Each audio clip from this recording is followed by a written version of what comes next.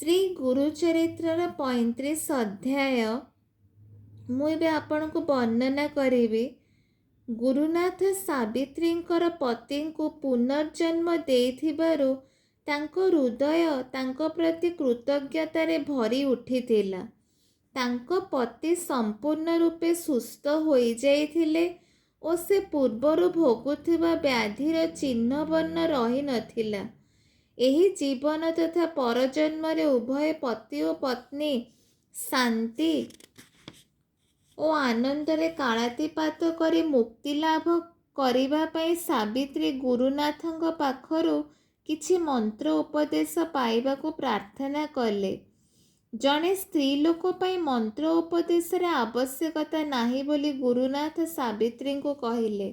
ନାରୀ ପାଇଁ କେବଳ ପତି ସେବା ହିଁ ଯଥେଷ୍ଟ ଓ ମନ୍ତ୍ର ଉପଦେଶ ଠାରୁ ଏହା ଅଧିକ ଶକ୍ତିଶାଳୀ। ମନ୍ତ୍ରକୁ ଗୁପ୍ତ ରଖିବା ଓ ଏଥିପାଇଁ ନିଷ୍ଠାପର ଜୀବନଯାପନ ଇତ୍ୟାଦି ଆବଶ୍ୟକ। ମନ୍ତ୍ରକୁ ମଧ୍ୟ ସଭିଙ୍କୁ ପ୍ରଦାନ କରିବା ଉଚିତ ନୁହେଁ।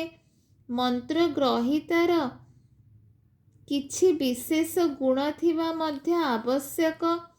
ବିଶ୍ୱାସ ଓ ନିଷ୍ଠା ନଥିଲେ ମନ୍ତ୍ରର ଶକ୍ତି ରହେ ନାହିଁ। ଅସୁରମାନେ ଗୁରୁଙ୍କ ଠାରୁ ଲାଭ କରିଥିବା ଶକ୍ତିଶାଳୀ ମନ୍ତ୍ର କ୍ଷେତ୍ରରେ ଏହିପରି ହୋଇଥିଲା।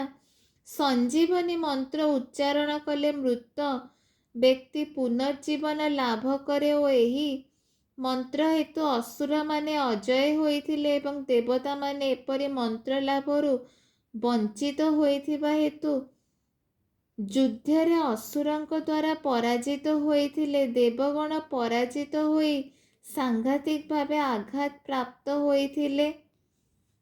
ଏହାପରେ ଦେବଗଣ ସଦା କୃପାଳୁ ଭଗବାନ ଶଙ୍କରଙ୍କ ପାଖକୁ ସେମାନଙ୍କର ଦୁଃଖ ଦୁର୍ଦ୍ଦଶା ଜଣାଇବା ପାଇଁ କୈଳାସକୁ ଗଲେ।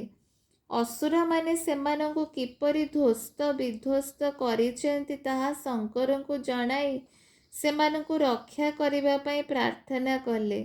ଭଗବାନ ଶଙ୍କର ନନ୍ଦୀଙ୍କୁ ଶୁକ୍ରାଚାର୍ଯ୍ୟଙ୍କ ପାଖକୁ ପଠାଇଲେ ଓ ତୁରନ୍ତ ଆସି ତାଙ୍କୁ ଶଙ୍କରଙ୍କ ସାକ୍ଷାତ କରିବା ପାଇଁ କହିଲେ। ଶୁକ୍ରାଚାର୍ଯ୍ୟ ଆସିବା ପରେ ଭଗବାନ ଶଙ୍କର ତାଙ୍କୁ ଗିଳି ଦେଇ ଉଦରସ୍ଥ କରିଦେଲେ। ସେଠାରେ କିଛି କାଳ ରହିବା ପରେ ଦିନେ ଭଗବାନ ଶଙ୍କର ସମାଧିସ୍ଥ ଅବସ୍ଥାରେ ଥିବାବେଳେ ସେ ଶୁକ୍ରାଚାର୍ଯ୍ୟ ତାଙ୍କ ଉଦରରୁ ବାହାରି ଆସିବାକୁ ସମର୍ଥ ହେଲେ। ରାକ୍ଷସମାନଙ୍କର ରକ୍ଷାକର୍ତ୍ତା ଶୁକ୍ରାଚାର୍ଯ୍ୟ ଫେରି ଆସିଥିବାରୁ ରାକ୍ଷସଗଣ ଆନନ୍ଦିତ ହେଲେ ଓ ପୁନଶ୍ଚ ଦେବତାମାନଙ୍କ ପାଇଁ ମହାବିପଦର ପଥ ଖୋଲିଗଲା। ଏଥର ଦେବଗଣ ରକ୍ଷା ପାଇବା ପାଇଁ ଏକ ନୂତନ ଯୋଜନା ପ୍ରସ୍ତୁତ କଲେ।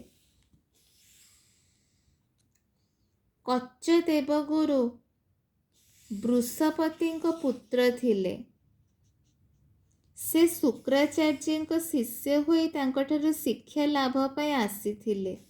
ଶୁକ୍ରାଚାର୍ଯ୍ୟଙ୍କର ବୃହସ୍ପତିଙ୍କ ପ୍ରତି ଯଥେଷ୍ଟ ସମ୍ମାନ ଥିଲା। ଶୁକ୍ରାଚାର୍ଯ୍ୟ କନ୍ୟା ଦେବଯାନୀ କ୍ରମେ କ୍ରମେ କଚ୍ଛଙ୍କୁ ଭଲ ପାଇଲେ। ଏକଦା ଅସୁରମାନେ କଚ୍ଛଙ୍କୁ ହତ୍ୟା କରିଦେଲେ।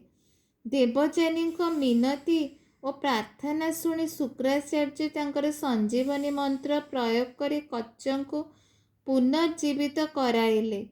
ଦ୍ୱିତୀୟ ଥର ଯେତେବେଳେ ଅସୁରଗଣ କଚ୍ଛଙ୍କୁ ଧରିଲେ ସେମାନେ ତାଙ୍କୁ ହତ୍ୟା କରିବା ପରେ ତାଙ୍କ ଶରୀରକୁ ଅଗ୍ନିରେ ଦହନ କରିଦେଲେ ଯେପରି ଗୁରୁ ଶୁକ୍ରାଚାର୍ଯ୍ୟ ତାଙ୍କୁ ପୁନର୍ଜୀବିତ କରିପାରିବେ ନାହିଁ।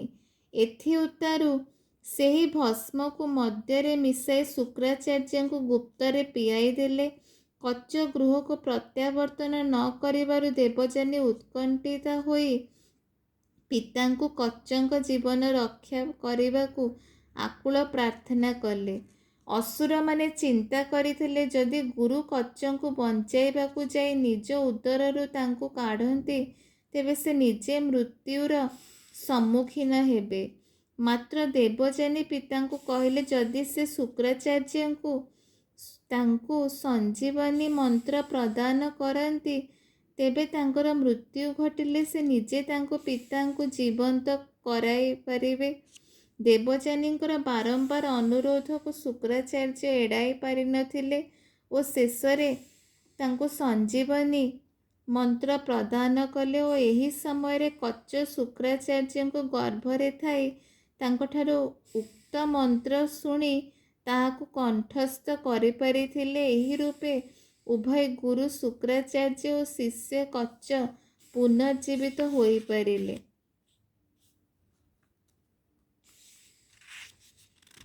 ଏହାପରେ ଦିନେ ଦେବଯାନୀ ତାଙ୍କ ସହ ବିବାହ ପାଇଁ କଚ୍ଛଙ୍କୁ ପ୍ରସ୍ତାବ ଦେଲେ। ମାତ୍ର କଚ୍ଛ ଏପରି ବିବାହ ଅସମ୍ଭବ, ଏହା ଗୋହତ୍ୟା ପାପତୁଲ୍ୟ ହେବ ବୋଲି କହିଲେ।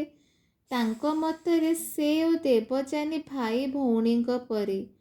ପ୍ରଥମରେ ସେ ତାଙ୍କ ଗୁରୁଙ୍କ କନ୍ୟା ଓ ପୁନଶ୍ଚ ମନ୍ତ୍ର ହେତୁ ସେ ତାଙ୍କ ଗୁରୁଙ୍କ ଗର୍ଭରୁ ବାହାରିବା ପରେ ସେ ମଧ୍ୟ ଗୁରୁଙ୍କର ଏକ ସନ୍ତାନ ବୋଲି ବିଚାର କରିବାକୁ ହେବ।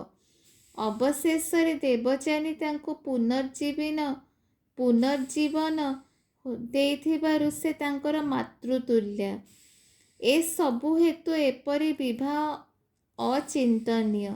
ଏହା କହି ସେ ଗୁରୁ ଗୃହରୁ ସ୍ୱଗୃହକୁ ପ୍ରତ୍ୟାବର୍ତ୍ତନ କଲେ।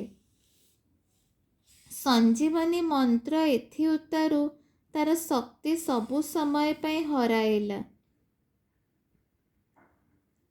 ଏଥିସହ ଅନ୍ୟ କାରଣ ଗୁଡ଼ିକ ହେଲା, ଏହା ଜଣେ ମହିଳାଙ୍କୁ ପ୍ରଦାନ କରାଯାଇଥିଲା ଓ ଦ୍ୱିତୀୟରେ ମନ୍ତ୍ର ଯେପରି ଗୁପ୍ତରେ ରଖିବା କଥା ତାହା ମଧ୍ୟ ହେଲା ନାହିଁ। ଏହା ଶୁଣି ସାବିତ୍ରୀ ବିକଳ୍ପ ପନ୍ଥା ରୂପେ କୌଣସି ବ୍ରତ ପାଳନ ପାଇଁ ମନ ବଳାଇଲେ ଓ ଶ୍ରୀ ନରସିଂହ ସରସ୍ୱତୀଙ୍କୁ ତାଙ୍କ ପାଇଁ ଉପଯୁକ୍ତ ବ୍ରତ କ'ଣ ତାହା ନିର୍ଦ୍ଦେଶ ଦେବାକୁ ଅନୁରୋଧ କଲେ। ଉତ୍ତରରେ ଶ୍ରୀ ନରସିଂହ ସରସ୍ୱତୀ ସୋମବାର ବ୍ରତ ପାଳନ ଏକ ଉପଯୁକ୍ତ ବ୍ରତ କହି ଏହି ବ୍ରତ ପାଳନର ମହିମା ସମ୍ପର୍କରେ ବୁଝାଇ ନିମ୍ନ ମତ କହିଲେ।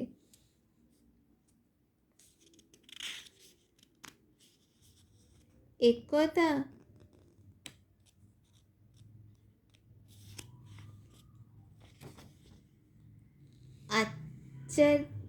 ଆର୍ଯ୍ୟବଟରେ ଚିତ୍ରବର୍ମା ନାମକ ଜଣେ ରାଜା ଥିଲେ। ସେ ଠିକ୍ ନଳରାଜାଙ୍କ ପରି ଥିଲେ ଓ ଭଗବାନ ଶିବଙ୍କର ନିଷ୍ଠାପର ଭକ୍ତ ଥିଲେ। ବହୁ ଦିନ ଧରି ସେ ନିଃସନ୍ତାନ ଥିଲେ। ବହୁ ଦିନ ଉତ୍ତାରୁ ତାଙ୍କର ଏକ କନ୍ୟା ସନ୍ତାନ ଜାତ ହେଲା। ସୀମନ୍ତିନୀ ରୂପେ କନ୍ୟାର ନାମକରଣ କରାଗଲା। ରାଜା ତାଙ୍କ ଦରବାରର ଜ୍ୟୋତିଷମାନଙ୍କ ସଙ୍ଗେ କନ୍ୟାର ଭବିଷ୍ୟତ ସମ୍ପର୍କରେ ପରାମର୍ଶ କଲେ ଓ ସବୁ ଜ୍ୟୋତିଷ ଭବିଷ୍ୟବାଣୀ କରି କହିଲେ, କନ୍ୟା ଅତି ସୁନ୍ଦରୀ ଓ ଗୁଣବତୀ ହେବେ। ଯଦିଓ ତାର ପରମାୟୁ ବହୁ ଅଧିକ ହେବ, ମାତ୍ର 14 ବର୍ଷରେ ସେ ବିଧବା ହୋଇଯିବ। ଏକଥା ଶୁଣି ଉଭୟ ରାଜା ଓ ରାଣୀଙ୍କର ହୃଦୟ ଦୁଃଖ ଓ ବିଷାଦରେ ଭରିଗଲା। କ୍ରମେ କ୍ରମେ ସୀମନ୍ତିନୀର ବୟସ 7 ବର୍ଷ ହେବାରୁ ରାଜା ତାଙ୍କ ପାଇଁ ଏକ ଉପଯୁକ୍ତ ପାତ୍ର ଖୋଜିଲେ। ଏଥିମଧ୍ୟରେ ସୀମନ୍ତିନୀ ମୈତ୍ରଯାନୀଙ୍କ ଠାରୁ ଶୁଣିଲେ ଯେ ସୋମବାର ବ୍ରତ ପାଳନ କଲେ ଜଣେ ନାରୀ ଭାଗ୍ୟବତୀ ହୁଏ ଓ ମଙ୍ଗଳ ଲାଭ କରେ। ସୀମନ୍ତିନୀ ଅତି ବାଲ୍ୟାବସ୍ଥାରୁ ଏହି ବ୍ରତ ନିଷ୍ଠାର ସହ ପାଳନ କରିବା ଆରମ୍ଭ କଲେ।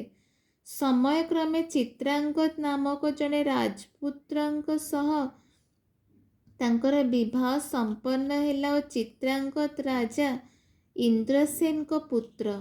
ଅତି ଆଡ଼ମ୍ବର ସହକାରେ ଏହି ବିବାହ କର୍ମ ସମ୍ପାଦିତ ହୋଇଥିଲା। ଦିନେ ଚିତ୍ରାଙ୍ଗଦ ତାଙ୍କର ବନ୍ଧୁମାନଙ୍କ ସହ କାଳାନ୍ଦୀ ନଦୀରେ ସ୍ନାନ କରିବାକୁ ଯାଇଥିଲେ। ତାଙ୍କ ସହ ମଧ୍ୟ ପ୍ରହରୀମାନେ ଥିଲେ। ରାଜପୁତ୍ର ନଦୀରେ ସନ୍ତରଣ କରୁଥିବା ବେଳେ ମଝି ନଈରେ ଏକ ଭଉଁରୀରେ ପଡ଼ିଗଲେ ଓ ନଦୀ ଗର୍ଭକୁ ଚାଲିଗଲେ। ପ୍ରହରୀଗଣ ତାଙ୍କୁ ରକ୍ଷା କରିବାକୁ ଚେଷ୍ଟା କଲେ ମଧ୍ୟ ସବୁ ଅସଫଳ ହେଲା।